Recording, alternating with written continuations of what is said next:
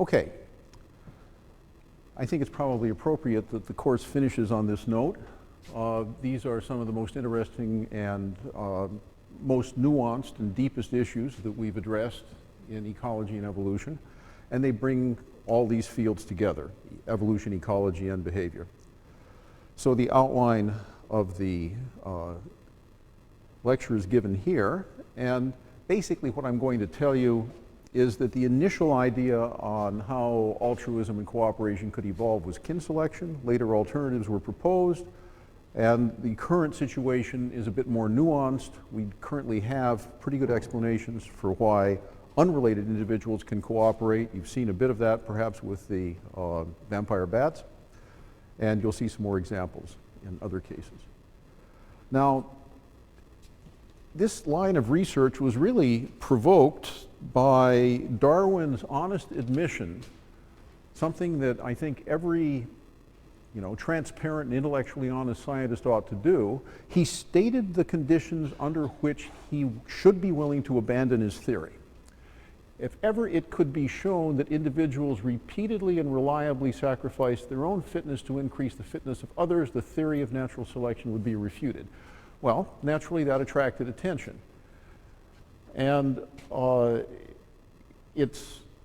logic is given here, and the conclusion that one would come to from that is that if you just take a simple-minded view, mid-19th century view of the theory of natural selection, altruism and cooperation should be impossible.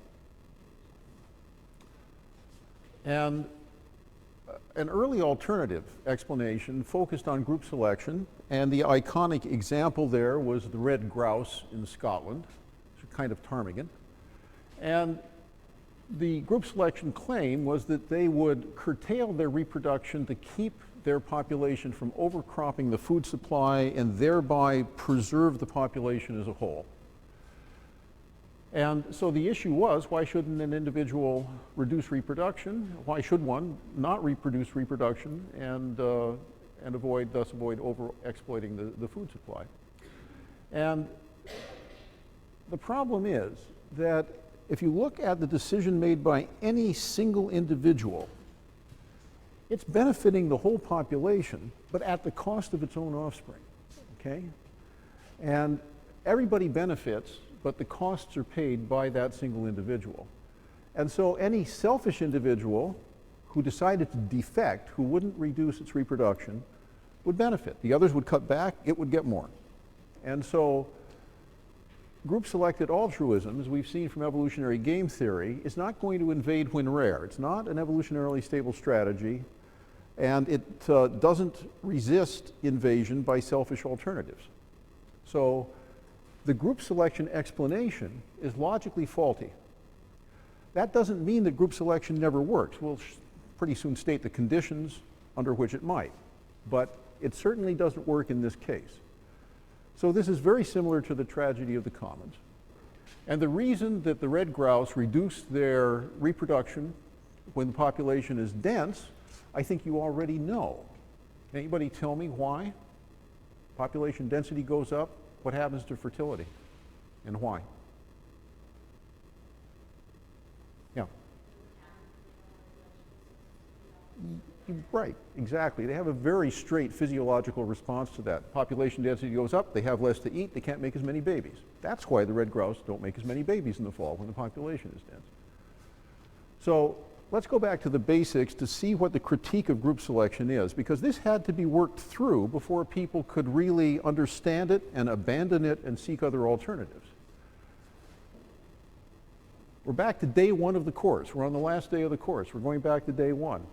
So if there's any selection process going on, its ability to produce change is determined by how much variation and reproductive success there is among the things being selected, by the correlation between the trait under selection and the variation in the success of the unit, which would be in this case either an individual or a group, a whole population of red grouse, and the genetic variation of the trait among the units.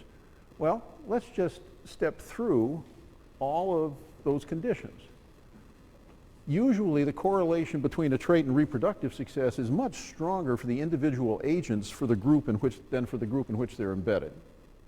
And you have to think of the reproductive success of an individual as being its offspring and the reproductive success of the group as being the number of groups that it might found. The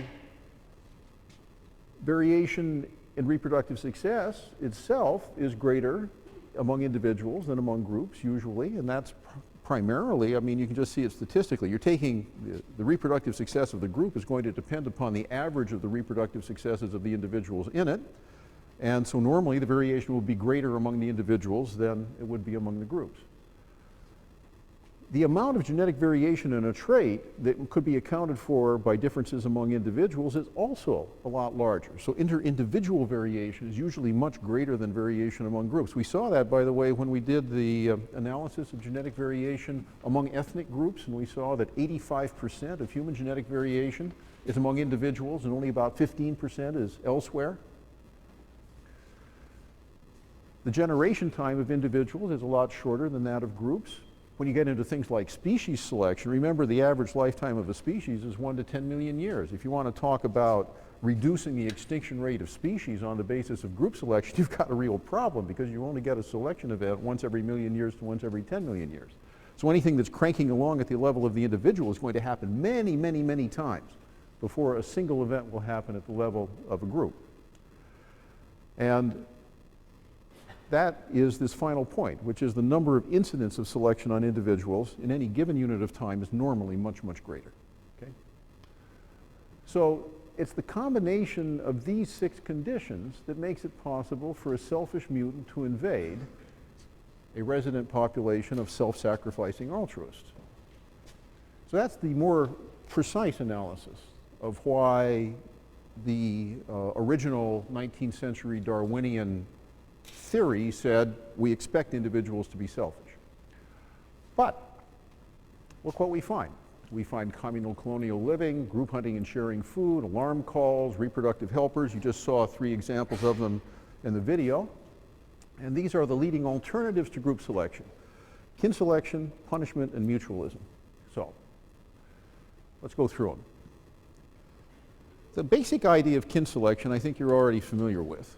It has interesting and unsettling philosophical implications.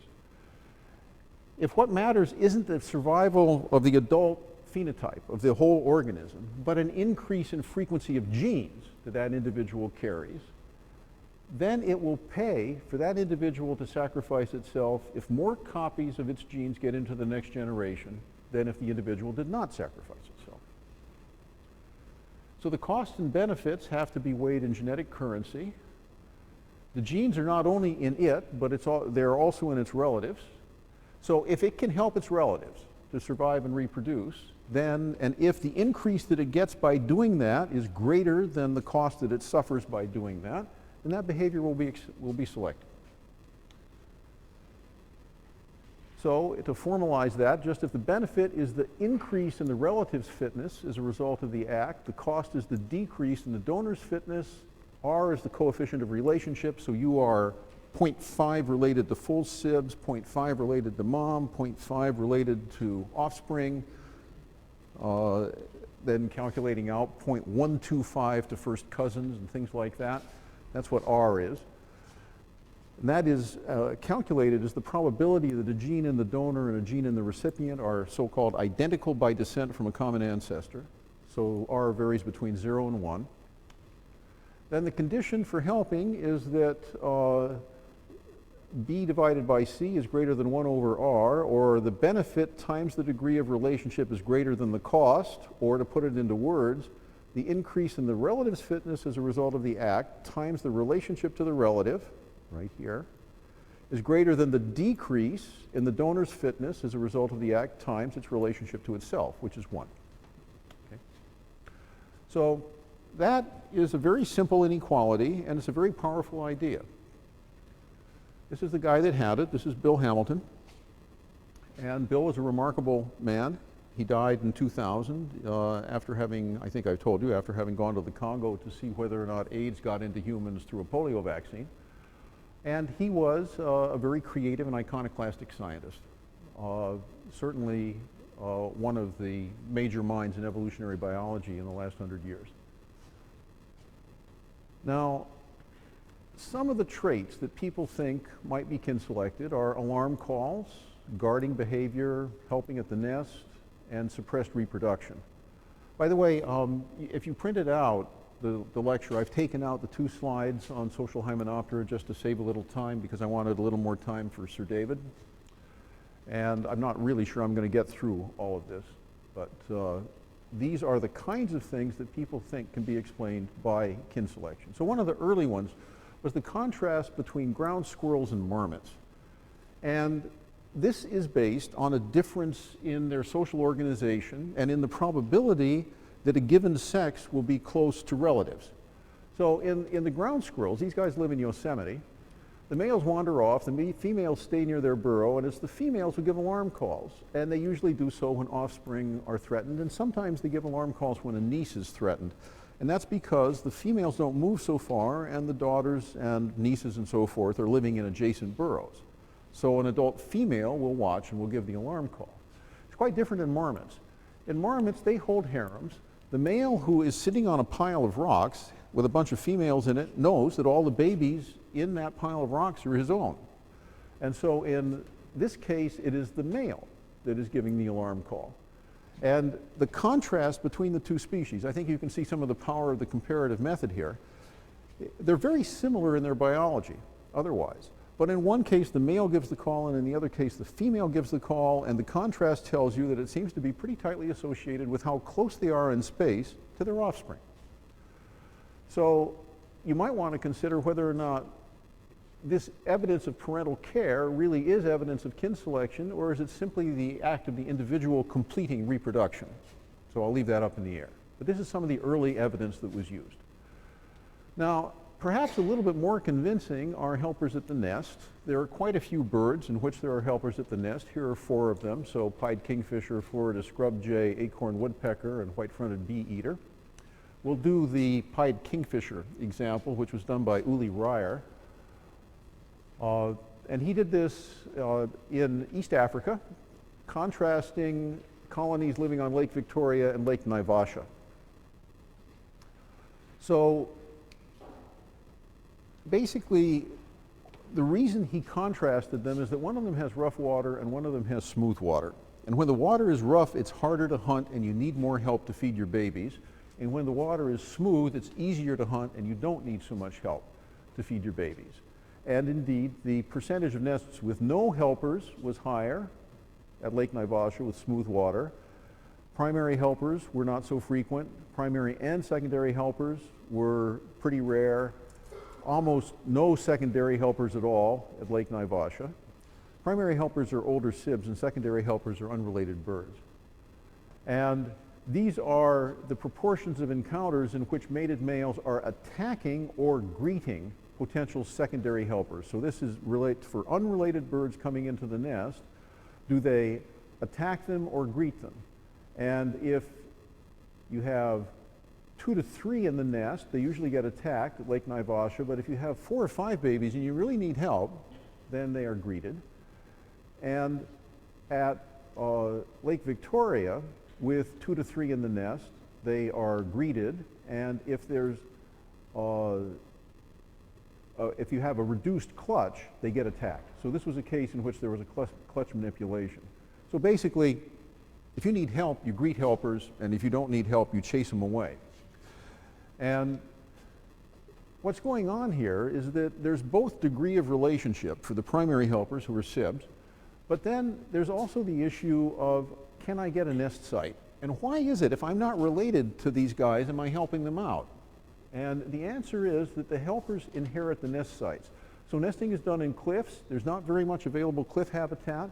They dig a meter-long burrow, which is a lot of effort, back into the cliff. So if you can take one of these over, you don't have to dig it yourself.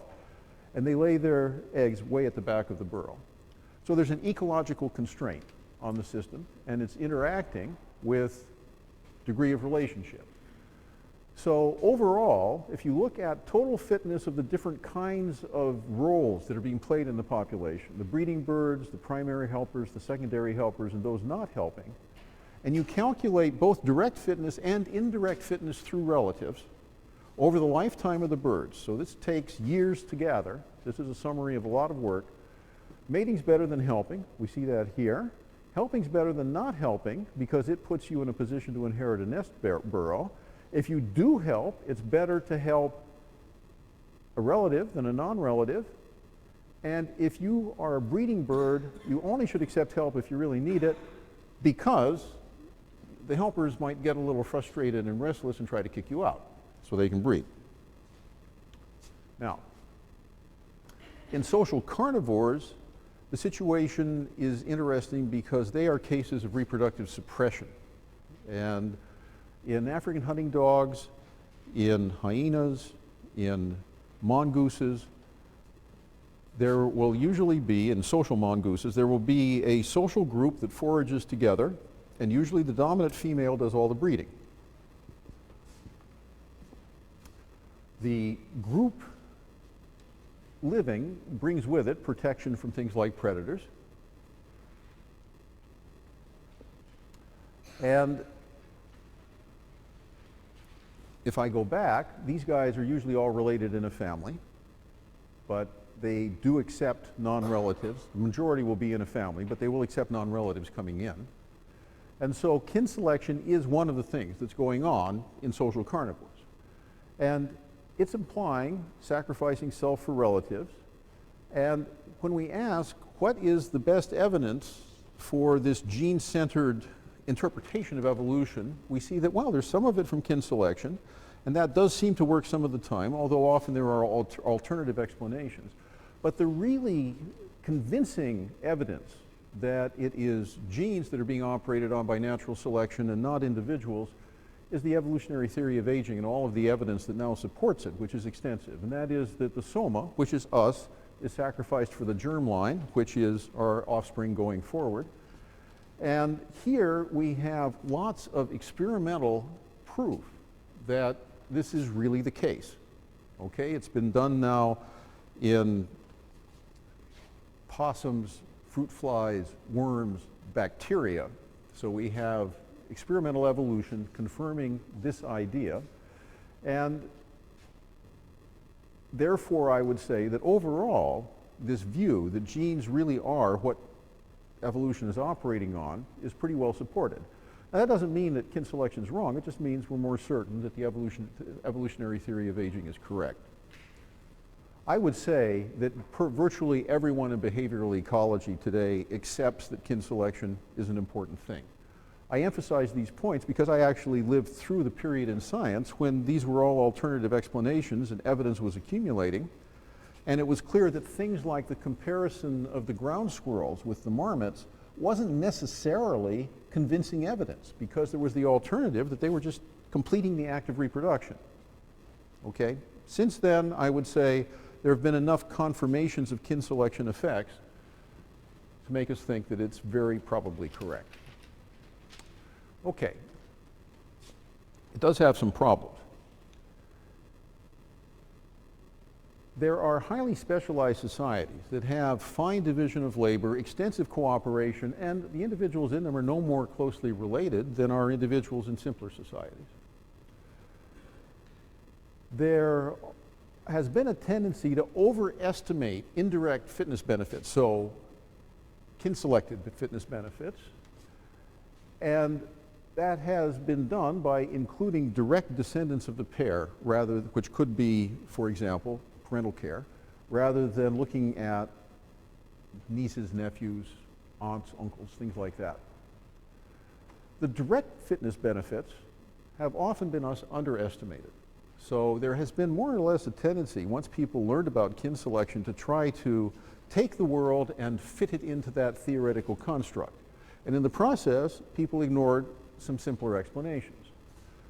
So if we want to explain social living and cooperation, it might be good to take a look at some of the alternatives, because it doesn't look like kin selection is going to do all of it. And Tim Clutton-Brock has made a career out of coming up with simple alternatives for current bandwagon explanations, and this paper here is one of them. So let's take a look at social carnivores. If the only possibility of surviving at all is to be in a group, and if that group's policed by a dominant female, then she has the opportunity of telling subordinate females that they've got to stay in the group even if they don't have offspring and help her out. Because even if it's going to take them a long time to grow up and wait for her to die, their chances of reproducing by doing so are greater than if they left the group. I've been with the meerkats on the border between South Africa and Botswana. They live, you saw the Cape Cobra. There are also various eagles, Bateleur eagles and harpy eagles and things like that flying around. And I would say that the expected survival time, not the reproductive success, but just the survival time of a meerkat that leaves a group is on the order probably of about 24 hours. Maybe a few might make it for a week, but they're not going to make it for the months that they would need to reproduce. So being in a group is so important that even if the group is being policed by a big bully, it pays to stay in it. And if they do make a mistake and they get pregnant and they have offspring, she'll kill them. And they're only allowed to stay in the group if they help. So what's running this system basically is a combination of ecological constraint and punishment, not kin selection. Now, in a case where you have tight interactions within a group and the success of everyone in the group depends upon the degree of cooperation, then you can have cooperation arising for reasons of win-win kinds of interactions, even if they're not related. And if the overall success of the group can only be improved by having the rising tide lifts all boats effect, okay? So there is also, this is something else which is going on with these social carnivores. One could conceive of it like this. Group size increases the capacity of group members to catch, produce, or defend food. By the way, it also increases their ability to detect and repel predators. They can then, when the group splits up and a reproductive module is moving off, it could be 5 or 10 of them rather than 1 or 2 of them, so the offspring group is then safer. They do better at raising young. They do better at competing and defending territories against other groups. And it has been noticed that, by the way, this isn't just meerkats, this is social carnivores in general. So individuals that live in smaller groups have slower growth rates, they have low survival, low breeding success. Small groups frequently become extinct. And it's thought that actually individuals that are living in this social circumstance might even advertise to solitary individuals wandering the landscape, hey, come and join us, because if you come and join us, even though you're not related to us, then we will all do better. So that gets us into reciprocal altruism, okay? And the conditions under which unrelated individuals will cooperate with each other. Basic idea here is win-win mutualism. You scratch my back, I scratch yours. And so, you know, the payoff inequality is really very simple. If the benefit that I get from engaging in this behavior is greater than the cost, then I'm going to do it.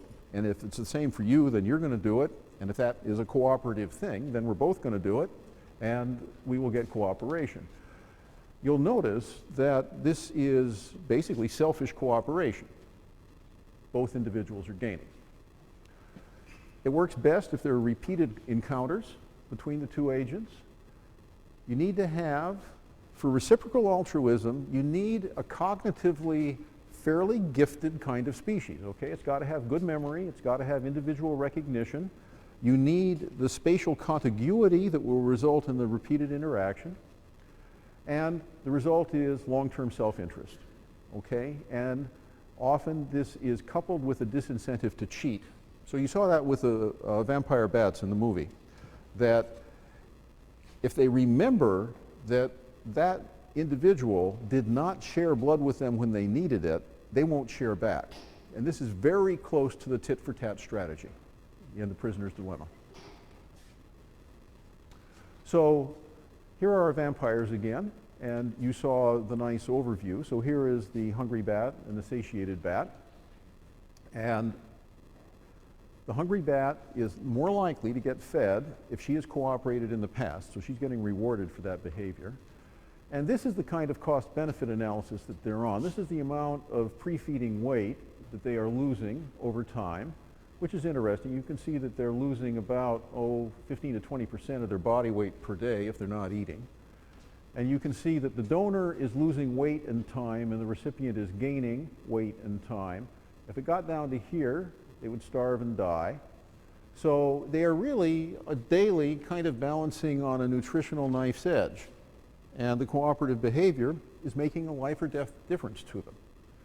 This is one of the few cases in which a non-human species has been observed to engage in reciprocal altruism.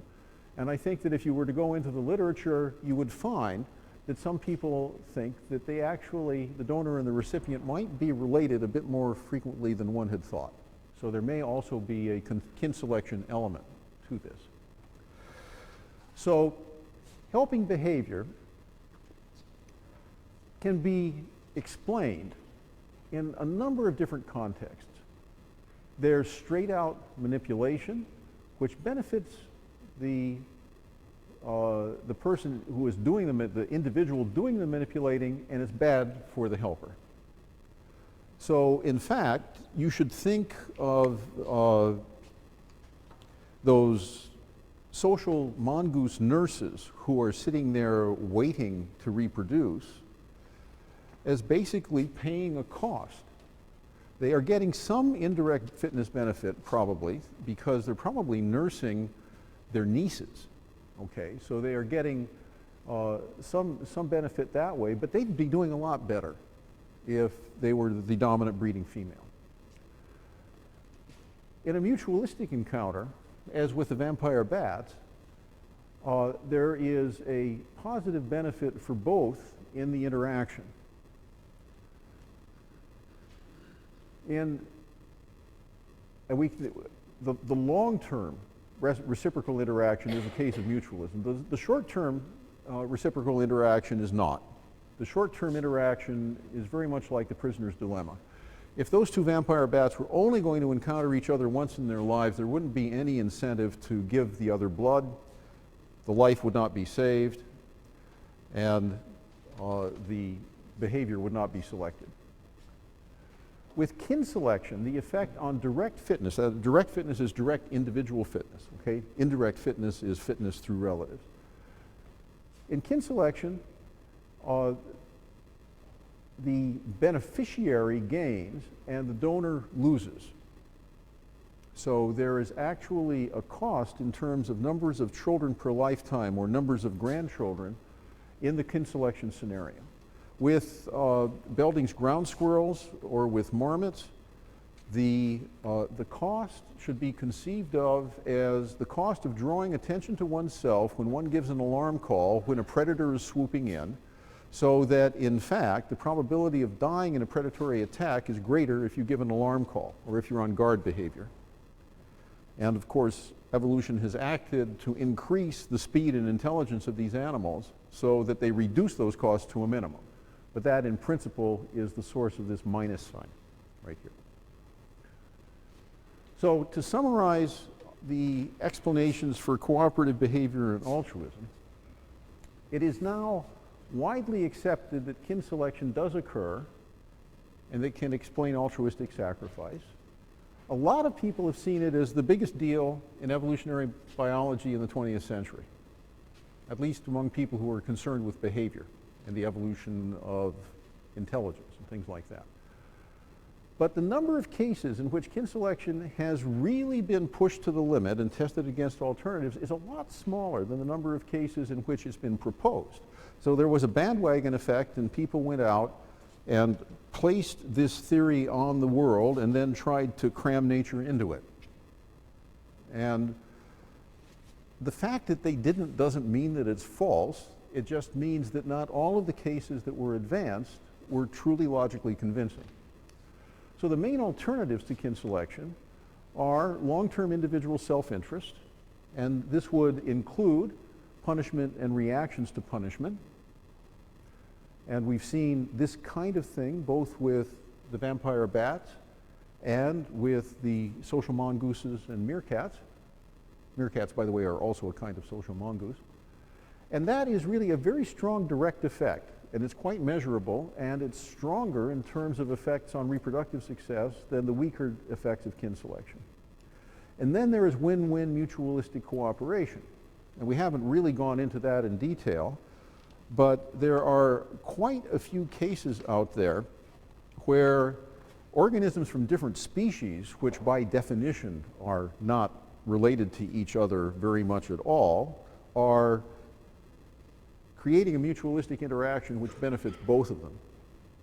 And not every symbiosis is that way, but there are certainly some cases in which this is a win-win for both. Okay, so I'm going to have a review session tonight in here at 7 o'clock, and I'm going to hold another review session on Sunday night at 7 o'clock because I know some of you have conflicts tonight for various reasons. And remember these, especially the May 4th deadline, that's the one that we can't bend. That's the one where you need a dean's excuse if you're going to go past that point. So it's been fun. Thank you all. See some of you tonight.